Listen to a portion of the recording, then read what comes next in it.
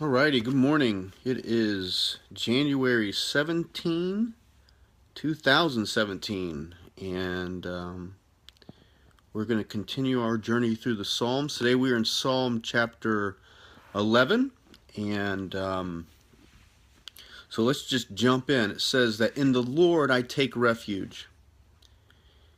How then can you say to me, 'Flee like a bird to your mountain'?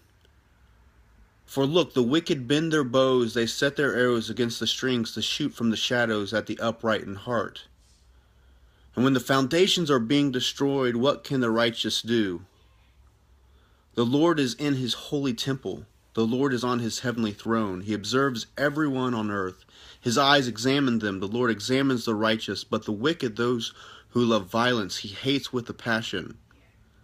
On the wicked he will rain fiery coals and burning sulfur. A scorching wind will be their lot.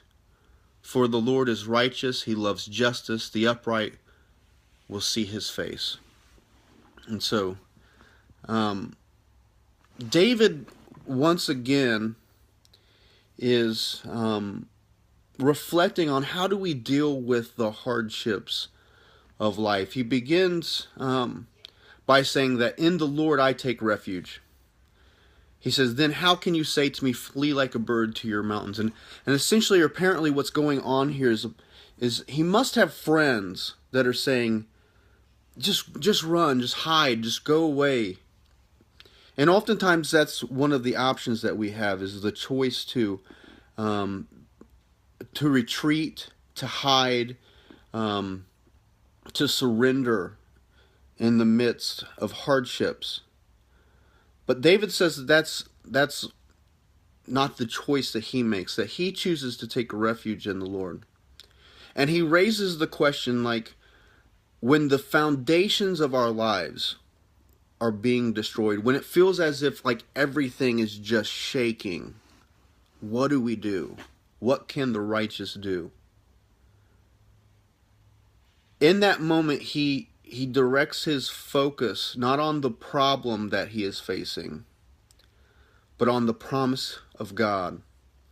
He says it's the Lord. The Lord is in his holy temple.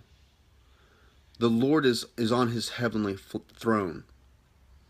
And when you and I face the problems of life, when it feels as if the foundations of our reality are being shaken, instead of focusing on the problem, we have to focus on the promise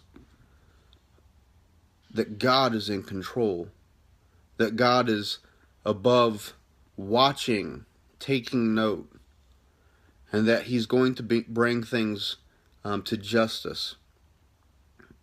It says in verse 7 that, "For the Lord is righteous, he loves justice, and that the upright will see his face." Now, the thing about seeing his face is, if we're going to see his face, then we have to seek his face. And